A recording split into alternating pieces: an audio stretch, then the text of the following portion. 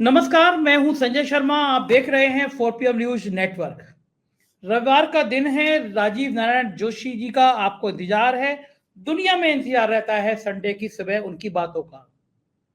पिछले दिनों मुंबई गया, 4-5 दिन रुका। मैंने देखा फिल्म इंडस्ट्री के लोग भी राजीव जी के बहुत दीवाने हैं, उनके ज्योतिष के शो का इंतजार करते हैं। हर बार की तरह मैं कहूंगा, पहले अगर आपको ज्योतिष में यकीन है तो आप स्वीकार करिए और देखिए प्रोग्राम को। ज्योतिष में यकीन नहीं हो तो मेरी बात मत मानिए। मेरा निजी तौर पे ज्योतिष में यकीन है, ये मैं प्रोग्राम करता हूँ। राजीव जी की कुछ भविष्यवाणियां गलत हुई हैं, कुछ सही भी हुई हैं।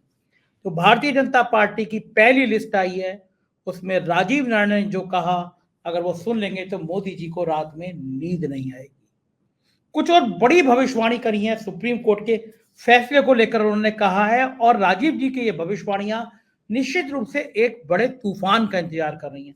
वो कह रहे हैं कि 7 मार्च से, आने वाली 7 मार्च से ग्रह बदल रहे हैं और भाजपा सोच नहीं सकती, वो होने जा रहा है।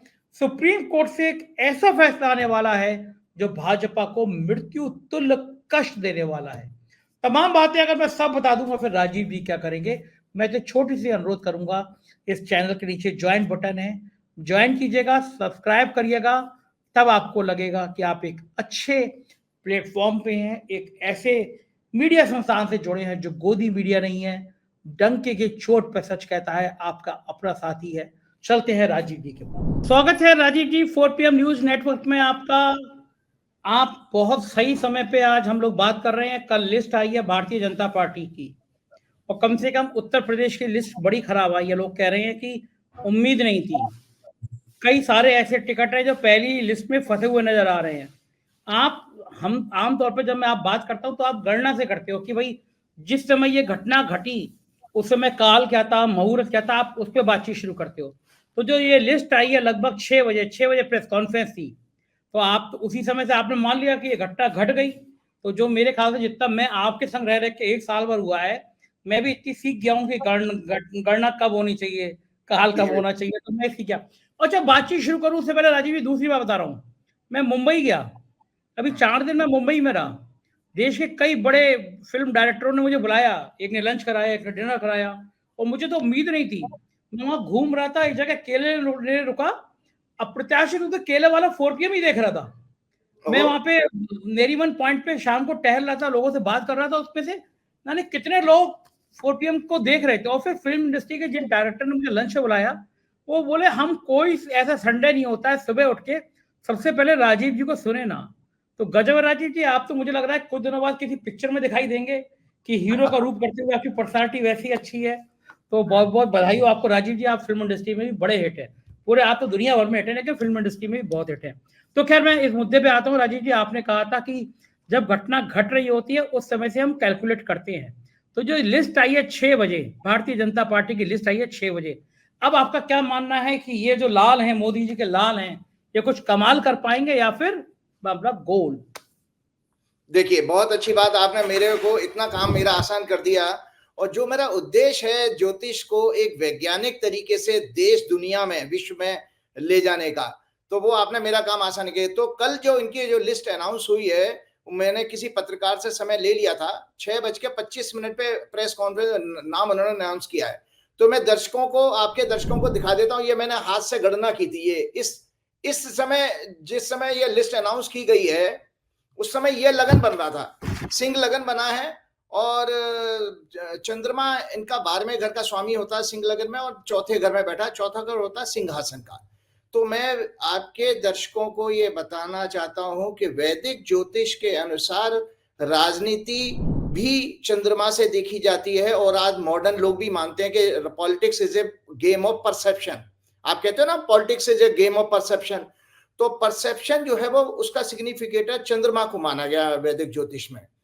तो दुर्भाग्य यह है कि हमारे ज्योतिष का एक फंडामेंटल मेदिनी ज्योतिष का सिद्धांत इसमें लागू होता है कि जब चंद्रमा पीड़ित होता है उस समय जनता राय अपनी विरुद्ध देती है शासक के। ध्यान से सुने मेरी बात। जब चंद्रमा पीड़ित हो, कमजोर हो, तो जनता की राय, जनता का मत, जनता का परसेप्शन उन नेताओं के विरुद्ध जाता है, अगेंस्ट जाता है। तो यहाँ पर इस कुंडली में, जिस कुंडली में कल जब लिस्ट अनाउंस हुई है, चंद्रमा नीच का भी है। और मजे की बात, भाजपा की जो कुंडली में अक्सर आपके प्रोग्राम में, हर प्रोग्राम में दिखाता हूं, भाजपा की कुंडली में भी चंद्रमा नीच का ही है, वृश्चिक राशि का ही है। और कल भी चंद्रमा वृश्चिक राशि में ही था। उसको 10वीं दृष्टि शनि की ओर देख रही है, तो डबल एफ्लेक्शन हो गया उसके ऊपर। तो इसका अर्थ मैं आपको बता देता हूं। और एक और सिद्धांत बताता हूं कि जो कुंडली मैंने दिखाई थी उसमें पहले हाउस से, लगन से पूरब दिशा देखते हैं, चौथे घर से उत्तर दिशा देखते हैं, 7वें घर से पश्चिम दिशा देखते हैं, और 10वें घर से दक्षिण दिशा देखते हैं। तो मैं अभी आपको बता देता हूं, जो 195 सीटें सॉरी कैंडिडेट इन्होंने अनाउंस किए हैं कि भाजपा का बैंड कहां बजने जा रहा है। देखिए, भाजपा चूंकि चंद्रमा 12वें घर का उत्तर दिशा में है, तो इसका मतलब है भाजपा को सबसे ज्यादा नुकसान 195 सीटों में जो कैंडिडेट हैं, इनमें जो मैंने तो पहले ही बता दिया कि जनता विरुद्ध मतदान करेगी, अपना मत विरुद्ध देगी। जो भी कैंडिडेट खड़े किए हैं उनके विपरीत, चाहे मोदी जी 405, 370 कितना ही नारा लगाते रहे, तो उत्तर दिशा में 195 सीटों के उत्तर दिशा में देश में भाजपा को ज्यादा नुकसान होगा। उसके बाद आता है दक्षिण दिशा में, क्योंकि चंद्रमा की दृष्टि, सातवीं दृष्टि 180 डिग्री होती है। मतलब हम सब सामने तो देखते हैं ना, बिल्कुल 180 डिग्री कहते हैं, बिल्कुल सामने। तो वहां पर 7वीं दृष्टि उसकी दक्षिण दिशा पे जा रही है। तो भाजपा का इस लिस्ट में दक्षिण और उत्तर में बहुत बड़ा नुकसान होने जा रहा है। इसके अलावा नॉर्थ ईस्ट दिशा में भी जो अगर सीटें कोई अनाउंस हुई है, मैंने पूरी लिस्ट देखी नहीं है, तो नॉर्थ ईस्ट में भी नुकसान होगा और ईस्ट में होगा। हाँ, पश्चिम दिशा में ये अपनी इज्जत को बचा पाएंगे, क्योंकि पश्चिम दिशा इनकी मजबूत आ रही है। पश्चिम दिशा, जैसे हमारा देश का पश्चिम गुजरात होता है, तो इस लिस्ट में शायद गुजरात है, तो इनकी ज्यादा से सबसे ज्यादा सीट अगर कहीं आएंगी इनकी, तो गुजरात की तरफ आती हैं। ये मेरी कैलकुलेशन है। तो भाजपा के लिए मैं समअप कर रहा हूं उस चीज को कि जो जिस लगन में और जिस दिन ये अनाउंस किया गया, वो पब्लिक को रास नहीं आएगी। ये लिस्ट, ये कैंडिडेट पब्लिक को रास नहीं आने वाले हैं। मुझे बताइए राजीव जी, इतनी बड़ी पार्टी, इतने काबिल नेता, तो जो ग्रह समय आप देखते हैं, तो क्या इनके पास ज्योतिषी नहीं होते कि भैया कौन सा राहु किधर है, शनि किधर है, अनाउंस हम उसी समय करें जब मामला सेट हो? ये फिर ये बिना काल समय दिन देखे, तो ये लोग क्या मानते नहीं है ज्योतिष को? क्या ये मानते हैं कि भाई फालतू की चीज है, हमें क्या देखना, कभी भी कर दो, किसी भी काल में कर दो? क्या कारण है? ये कैलकुलेशन नहीं करते या बड़े कॉन्फिडेंस रहते हैं कि भाई हम तो जीत ही जाएंगे? नहीं, देखो, एक चीज मैं थोड़ा ईमानदारी से कहूंगा, क्योंकि मैं पूर्वाग्रह से मतलब इन्फ्लुएंस होकर के नहीं बात कहूंगा। इस गणना में भी देखो संजय जी, ऐसा होता ना, जब ऊपर वाला जब दंड देता ना, तो आपकी मति हर लेता। वो मति भ्रष्ट होने का, मैंने भाजपा का 17 फरवरी से योग है, ये मैंने पहले ही आपके प्रोग्राम में बता चुका हूँ, मति भ्रष्ट होने का। ये भी समय किसी ज्योतिषी से निकाला गया है। ज्योतिषी ने 100% ज्योतिषी, क्योंकि देखो मैं आपको बताऊं ईमानदारी से, इस जो कुंडली में दिखाई है, इस कुंडली में कमी कोई नहीं है, कमी नहीं है, क्योंकि स्थिर लगन आया है। स्थिर लगन इसलिए ले जाता है कि भाई हमारे जितने सांसद हमारे सिटिंग है वो कम से कम रिपीट हो जाए। और इसमें 7वें घर में शनि मजबूत है, सूर्य सिंह लगन को देख भी रहा है, बृहस्पति की दृष्टि है। तो मैं ये तो कहूंगा कि इस लगन को 100% किसी एस्ट्रोलॉजर ने निकाल के दिया है इनको। लेकिन वही ना कहीं चूक हो जाती है। लोग ये वैदिक ज्योतिष में अभी तक ये नहीं सीख पाए कि पॉलिटिक्स जो है मेदिनी ज्योतिष का सब्जेक्ट है, मंडेन एस्ट्रोलॉजी का। और जो नॉर्मल होरा ज्योतिष होती है, जिसमें व्यक्ति विशेष की कुंडली देखी जाती है, अमूमन आप यूट्यूब पे देखते हो ना, वो मोदी जी की कुंडली चर्चा कर रहे हैं, किसी और की चर्चा कर रहे हैं नेताओं, उससे नहीं। देश दुनिया हमेशा संस्था से देखनी चाहिए, क्योंकि व्यक्ति से बड़ा जो है, व्यक्ति से बड़ी जो है संस्था होती है। तो उसमें चंद्रमा को इन्होंने इंपॉर्टेंस नहीं दी है। और हमने निरंतर 15 वर्ष तक मैंने रिसर्च की थी पॉलिटिक्स पर, तो मैंने देखा चंद्रमा है जो सत्ता परिवर्तन का कारक बनता है। सो चंद्रमा कौन है? वो परसेप्शन है, जो आज भी आप लोग भी सब मानने लगे हो।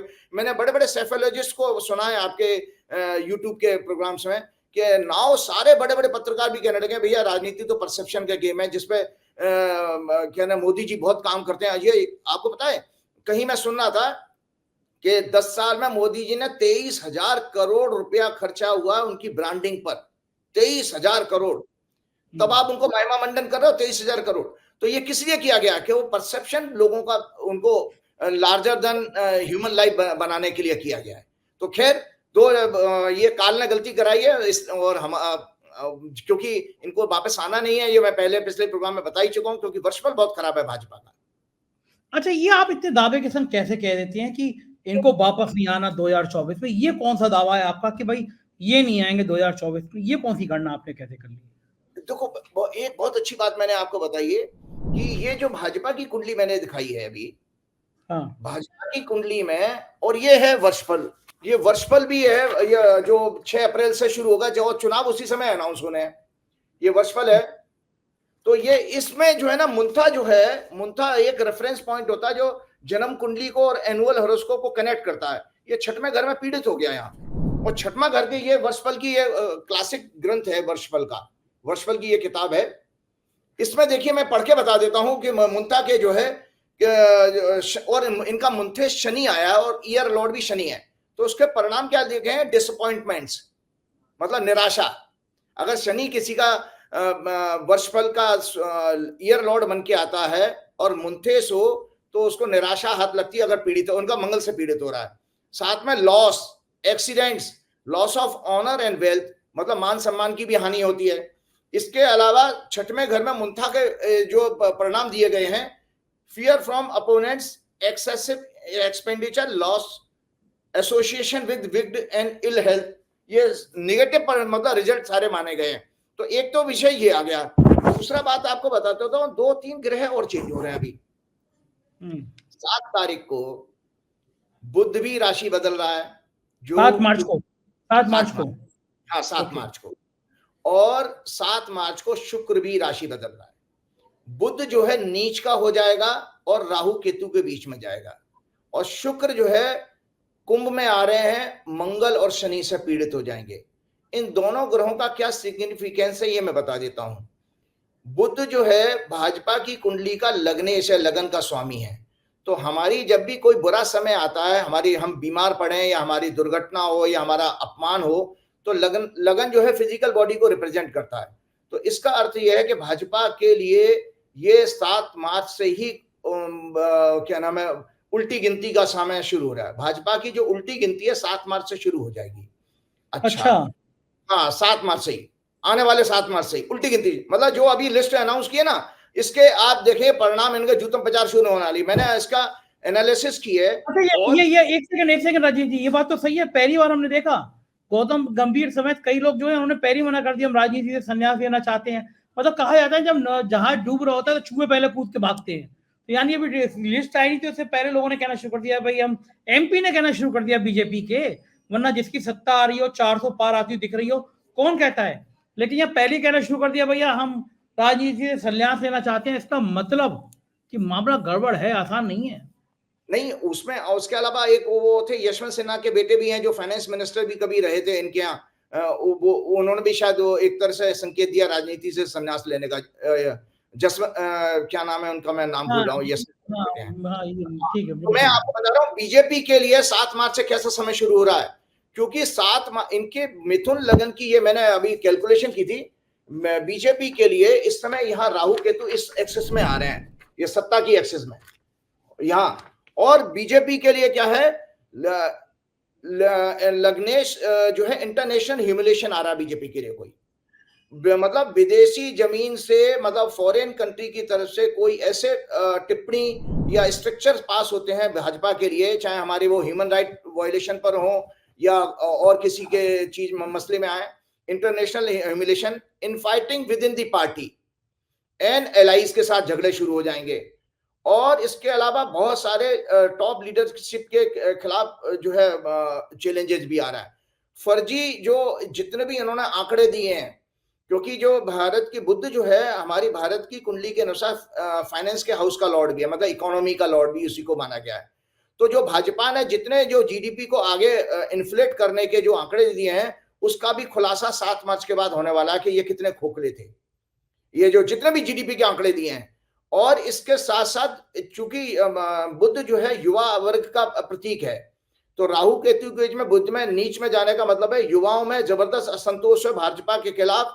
पूरी युवा जो है लामबंद होने वाले हैं और भाजपा के खिलाफ नुकसान करेंगे। भाजपा की सत्ता को उखाड़ने के लिए अगर कोई वर्ग जो है हमारे समाज का एक्टिव, हाइपर एक्टिव होता है तो युवा होंगे। दूसरे नंबर पर आते हैं आपके एडवोकेट्स, क्योंकि भाजपा भारत की कुंडली में, जो भारत की कुंडली ये है हमारी, तो भारत की कुंडली में तुला राशि आती है 7वें घर में, तो 7वां घर होता है हमारे लिटिगेशन का। तो एडवोकेट्स जो है हमारे 6वें घर से देखे जाएंगे, तो शुक्र उसका स्वामी है। तो शुक्र जो है अभी भाजपा की इंडिया के चार्ट में यहां पर कुंभ राशि में आ रहा है, मंगल और शनि के साथ पीड़ित हो रहा है, तो सत्ता के खिलाफ आंदोलित हो रहे हैं एडवोकेट्स भी। सो 2 वर्ग आप नोट करके जाइएगा। 7 तारीख में डेट बता दे रहा हूं कि 7 तारीख से आंदोलन तेज होता है युवाओं का, आंदोलन तेज होता है एडवोकेट्स का, और मीडिया का बहुत बड़ा कोई स्कैंडल एक्सपोज होगा मीडिया के ऊपर। हाँ, मीडिया का, क्योंकि बुद्ध जो है मीडिया का सिग्निफिकेटर है। मतलब जिस तरह का भी वो कोई इन्होंने लव जिहाद का कोई गलत रिपोर्टिंग की थी, इन्होंने कोटा वोटा की कोई इंसिडेंट में 1-2 दिन अखबार में पढ़, अभी पिछले दिनों में बिल्कुल मोदी जी के जो बिल्कुल साहेब के गुलाम हैं, और अमीश देवगन और सुधीर चौधरी, सबको तो एक जुर्माना लगा है। बताओ, आज तक ऐसे चैनल पे जुर्माना लगा है? मुकेश अंबानी चैनल तो चलो दिन भर नफरत फैलाती रहते हैं, लेकिन आज तक भी जुर्माना लगा है, तो बहुत कस के जुर्माना तो लगा। और आप कह रहे हैं मीडिया का स्कैंडल, मतलब सुधीर चौधरी जी का बैंड बज जाएगा? हाँ, मीडिया का स्कैंडल और स्कैंडल फाइनेंस की किसी कंपनियों का भी, मतलब उद्योग कॉर्पोरेट के वर्ल्ड के लोगों के ऊपर भी स्कैंडल एक्सपोज होने वाला है, क्योंकि बुद्ध जो है राहु केतु के बीच में जा रहा है। ये राहु केतु से स्कैंडल हम देखते हैं, छल कपट जिसको कहते हैं आप हिंदी में। तो इसमें आपने देखा ना, पेटीएम वाला जो है, कभी विजय शंकर शर्मा है, कौन है वो, मोदी जी के काफी नजदीक हुआ करता था, तो उसको भी 5-6 करोड़ रुपए, उसको भी मनी लॉन्ड्रिंग के केस में 6 करोड़ रुपए की पेनल्टी अभी क्या नाम है लगी है। 6 करोड़ रुपए की पेनल्टी लगी है, 5 पॉइंट समथिंग करोड़ की मनी लॉन्ड्रिंग के केस में। और उसको तो जिस तरह से मनी लॉन्ड्रिंग के केस में क्लीन चिट दे दी गई, जबकि दूसरे विपक्ष के नेताओं को तो चार्जेस प्रूफ भी नहीं है, उनको आप जेल में डाल देते हो। तो इसमें आने वाला समय बहुत खतरनाक है। 15 तारीख को इसमें मंगल और राशि बदल रहे हैं, तो मैंने आपको पहले भी कहा था कि किसान भी इसमें आंदोलित हो रहे हैं, क्योंकि शनि जो है वो फार्मिंग सेक्टर को रिप्रेजेंट करता है। तो फार्म से जुड़े हुए लोग और इसके अलावा जो लेबर यूनियंस हैं जितनी भी, वो भी शनि से देखी जाती हैं। और जो आपको पता है बेरोजगारी की दर है, जो बेरोजगारी है, अनएम्प्लॉयमेंट, वो भी शनि से देखा जाता है।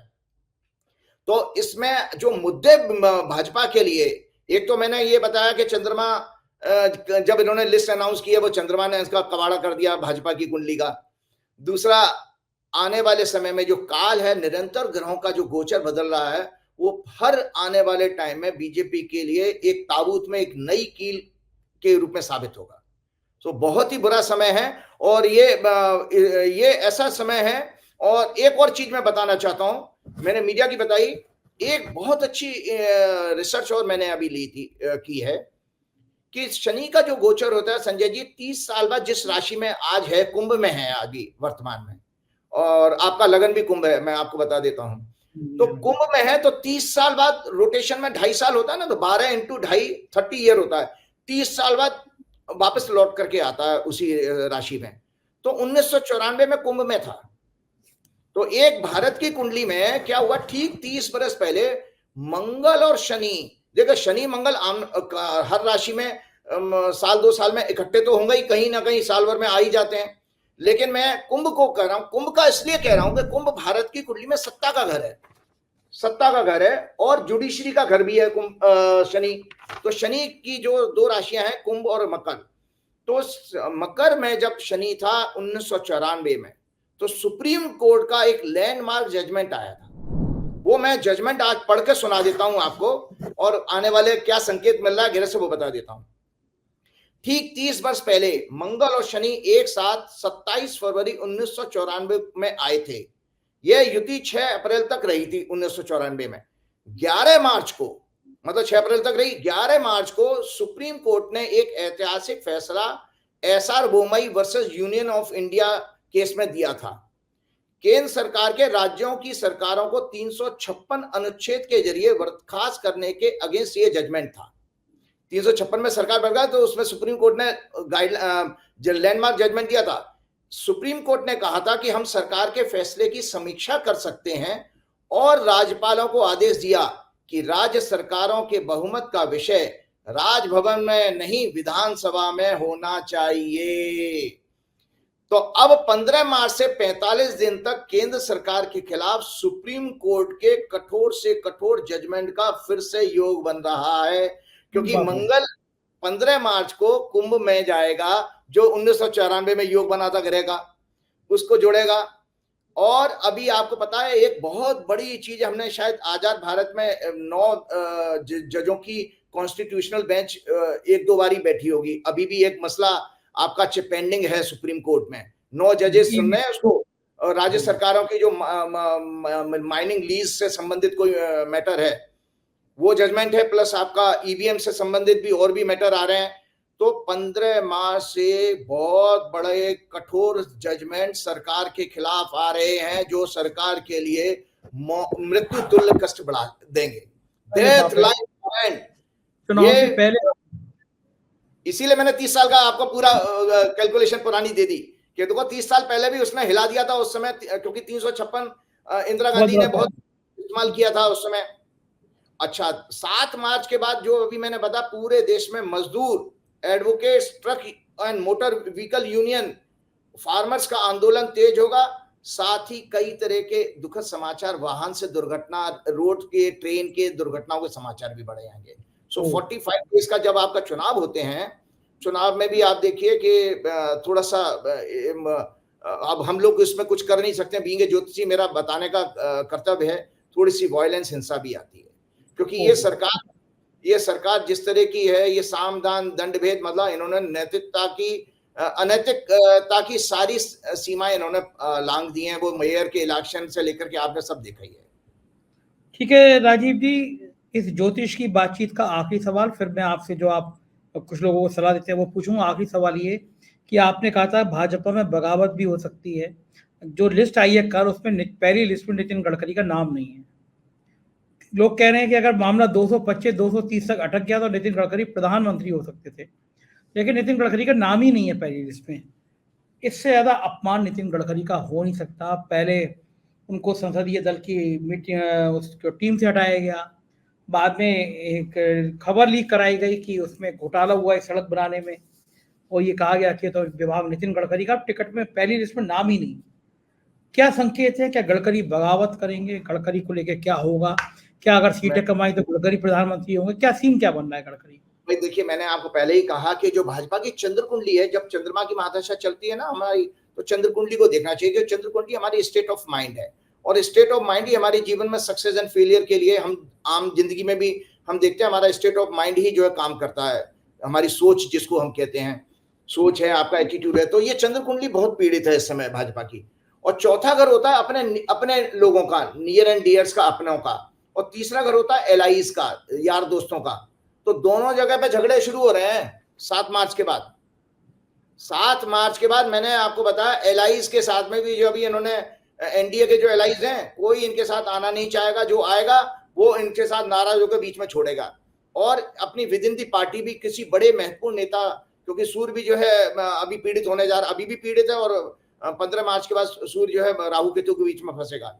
तो बड़ी लीडरशिप के लिए, मतलब इसीलिए टॉप लीडरशिप के लिए, मतलब टॉप लीडरशिप 1 नंबर और 2 नंबर, इन लोगों के लिए भी बहुत खराब समय आ रहा है।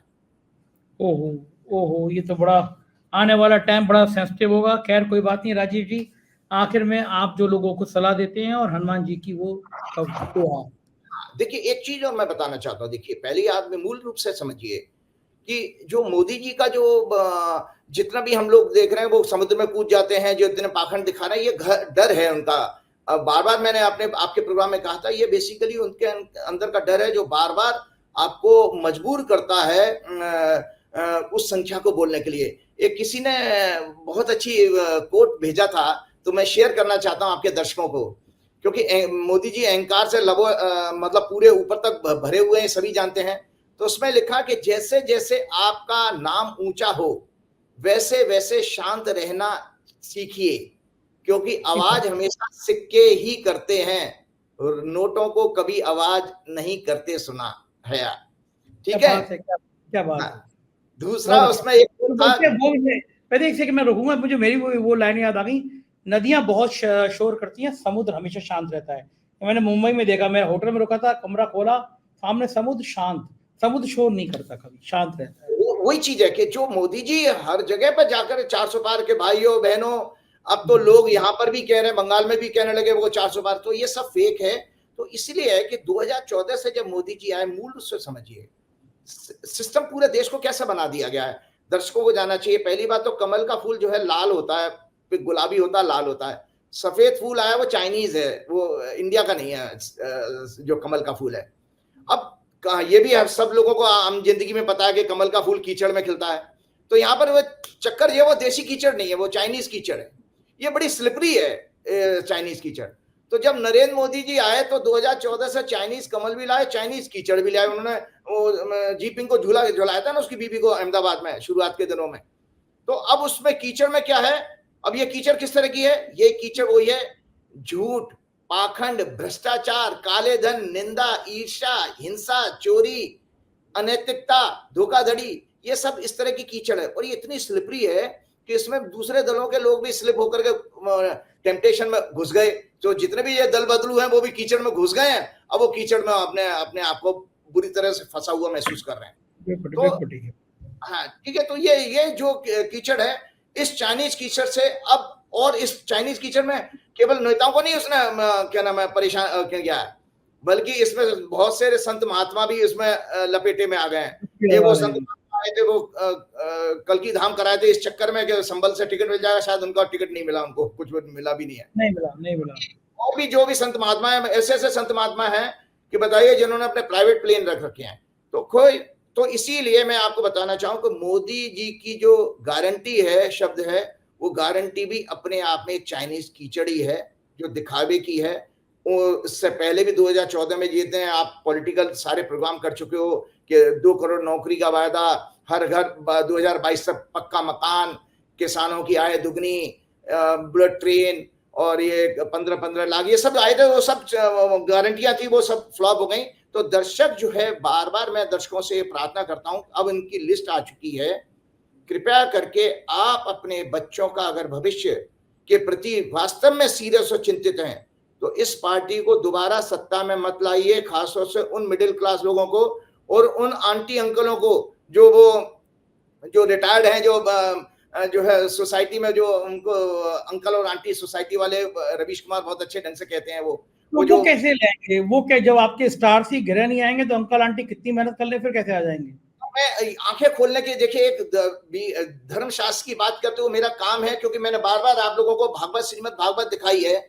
श्रीमद् भागवत में बार बार ये कहा गया, कम से कम मेरी बात मत मानिए, इसकी इस पुराण की तो बात मान लीजिए। इसमें लिखा है कि जो प्रजा अहंकारी, धोखे, पाखंडी राजा को समर्थन करती है, वो प्रजा निरंतर दुख पाती है। आपके बच्चे सड़कों पर, नौकरी नहीं मिल रही है। और आपको पता है कि जिस तरह के जो इकोनॉमी के आंकड़ा आया है, संजय जी आपने भी 2-3 बड़े बड़े एक्सपर्ट्स का इंटरव्यू किया, इसलिए मैं बता रहा हूं क्योंकि भाजपा की कुंडली जब इन्होंने शपथ ली थी तो इकोनॉमी वाला हाउस पीड़ित था। तो ये फर्जी आंकड़े हैं जितने भी इनका, तो आगे स्कैंडल खुलेगा जब अगली सरकार आएगी। तो इसमें बेरोजगारी बढ़नी ही बढ़नी है, क्योंकि आर्टिफिशियल इंटेलिजेंस के यूज होने से ही ये जो है बेरोजगारी ज्यादा बढ़ रही है। क्योंकि हमारी भारत में आर्टिफिशियल इंटेलिजेंस का एक सर्टेन मतलब अमाउंट में यूज ज्यादा ठीक, क्योंकि 140 करोड़ की आबादी है ना। आपके यहाँ जो 50% से ज्यादा अनऑर्गेनाइज सेक्टर है, उसी से रोजगार मिलता है। उसकी तो इन इकोनॉमी में 2015 के बाद कोई आंकड़ा आया ही नहीं है अनऑर्गेनाइज सेक्टर का। तो ये जो आप सुबह किस समय उठते हैं? सुबह मैं 6 बजे उठ जाता हूँ। तो सही है, कल जो है 6:15 बजे घंटी बजेगी और बाहर ईडी की टीम खड़ी होगी। आप आजकल जो बोल रहे हो ना, तो बस ईडी आने वाली है चाय पीने से, आप चिंता मत करो। अब वो ईडी वाले आ जाए तो ईडी वालों को यहाँ पे चाय के अलावा कुछ मिलेगा ही नहीं, क्योंकि वो जैसे वो हमारे सतपाल मलिक जी कहते हैं कि मेरे पास 2-4 कुर्ते पजामे हैं, वही ऐसा ही हमारे यहाँ पर भी मिलेगा। चलिए खैर, आखिर में आप हनुमान जी की बढ़िया सी वाली भक्ति जो गाते हैं, हनुमान जी के, मैं स्वास्थ्य की बात में पिछले बार भी 5 प्राण के बारे में आपको बताया था आप लोगों का कि 5 प्रकार के प्राण होते हैं, अपान, उदान, व्यान और समान। एक छोटी सी उपनिषद की कहानी सुना करके मैं समाप्त करना चाहूंगा कि एक बार गुरुदेव बृहस्पति के पास, देवताओं के गुरु बृहस्पति के पास हमारी 10 इंद्रियां हैं, ज्ञान इंद्रियां, आंख, नाक, कान, जिह्वा, है ना, त्वचा, इन इंद्रियों में झगड़ा हो गया। और ये जो है देवगुरु बृहस्पति के पास, ये उपनिषद की सच्ची कहानी है। देवगुरु बृहस्पति के पास पहुंचे और उन्होंने कहा कि भाई, मैं, आंख कहती कि मैं सुपीरियर हूं, कान कहता मैं सुपीरियर हूं, नाक कहती है कि मैं सुपीरियर हूं। तो ये झगड़ा था। तो देवगुरु बृहस्पति ने उनसे ये कहा कि भाई ऐसा करो, तुम 1-1 साल के लिए शरीर को छोड़ के चले जाओ, तो उसमें पता लग जाएगा कौन कितना श्रेष्ठ है। तो ऐसा ही हुआ। 1 साल बाद जब वो इंद्रियां वापस लौट के आई ब्रह्मा जी, बृहस्पति देव के पास, और उन्होंने कहा, तो आंख जो है अपने सर झुकाए नीचे खड़ी थी। वो क्यों खड़ी थी? तो उसने कहा कि प्रभु, आंख, मैंने जब आंख नहीं रही शरीर में तब भी अंधे भी जिंदा हैं, जो बहरे थे कानों का भी घमंड टूट गया, उन्होंने कहा भाई बहरे भी जिंदा हैं, और जिव्या का भी घमंड टूट गया, उन्होंने कहा भाई गूंगे भी जिंदा हैं। तो इसका अर्थ ये हुआ कि इन इंद्रियों के बिना भी मनुष्य अपना जीवन जी सकता है। तो उनके घमंड टूट गए, क्योंकि उससे पहले उनका घमंड यह था कि हमारे बिना मनुष्य का काम ही नहीं चलेगा। तो इस आपाधापी में एक शख्स जो है बहुत उखड़ गया। वो शख्स था प्राण। तो उस प्राण ने यह कहा कि भाई मैं तुम्हारे आपस के झगड़े से बहुत परेशान हो चुका हूं और मैं तो शरीर छोड़ के जा रहा हूं। जैसे ही प्राण ने धमकी दी कि मैं शरीर छोड़ के जा रहा हूं, सारी 10 इंद्रियां उसके पैरों में गिर पड़ी। बोले तुम मत जाओ, तुम्हारे से ही हमारा अस्तित्व है, क्योंकि तुम्हारे बिना तो हम सब निर्जीव हो जाएंगे। तो इसीलिए मैं बार बार कहता हूं कि आपका जो प्राणमय शरीर है, जिसमें 5 प्राण रहते हैं, और जो आपका मनोमय शरीर है, मनोमय शरीर बनता है संजय जी मन और 5 ज्ञान इंद्रियों से, और जो ज्ञानमय शरीर है वो बनता है मन, बुद्धि और 5 ज्ञान इंद्रियों से। तो जब आपके मनोमय शरीर में, जो कि भाजपा का जो प्रचार तंत्र है, इसने देश में 10 साल में क्या किया, जो आईटी सेल ने जो झूठ फरेब देकर के हमारे मनोदशा खराब कर दी, हम इतने इरिटेट हो गए। उससे क्या है कि नाना प्रकार के मानसिक रोग बढ़ गए। तो मेरा कहने का मतलब यह है कि मनोमय शरीर में जो तकलीफ होती है, जो तनाव आता है, जो फ्रस्ट्रेशन आता है, जो डिप्रेशन आता है, उससे आपका प्राणिक इम्बैलेंस बिगड़ जाता है। और वो प्राणिक इम्बैलेंस जरूरत से ज्यादा समय रहे, तो वो मैंने इंद्रियों वाली कहानी इसीलिए सुनाई, तो आपके पेनक्रियाज, आपकी लीवर, आपका हार्ट, आपका ब्रेन सब कमजोर होने लग जाता है। तो इसलिए कृपा करके, जो मैंने पिछले प्रोग्राम में कहा था कि 25 गहरे सांस लेना का जरूर नियम बना के रखिए। तुम मम प्रिय भरतई संवाही, सहस बदन तुमरो जस गावे, अस्क श्रीपति कंठ लगावे। मतलब भगवान श्री राम कहते हैं, चारों भाइयों में भरत सबसे ज्यादा प्रिय थे, कि बोले और इतना बड़ा दर्जा दिया। आप तो हनुमान जी को सेवक सेवक कहते हो, भगवान राम ने हनुमान जी को भरत का दर्जा दिया, भरत उनको सबसे प्रिय थे, और गले लगाया और हनुमान से कहा कि हनुमान, मैं ही नहीं, मैं यही लोग नहीं, हजारों मुखों से मैंने तुम्हारी प्रशंसा सुनी है। और ये कह करके उनको बाजू में सीने से लगा लिया। जय श्री राम, जय बहुत बहुत शुक्रिया राजीव जी, बहुत बहुत शुक्रिया, थैंक यू। तो ये थे राजीव नारायण जी, और आप सुन रहे थे कि क्या जबरदस्त भविष्यवाणियां करी हैं। निश्चित रूप से अगर ऐसा होता है तो अब की बार 400 पार का सपना रह जाएगा। हालात कुछ भी हो सकते हैं, ये राजनीति है। कैसी लगी आपको बातचीत? मुझे इंतजार रहेगा आपकी राय का, जरूर बताइएगा। शुक्रिया, थैंक यू।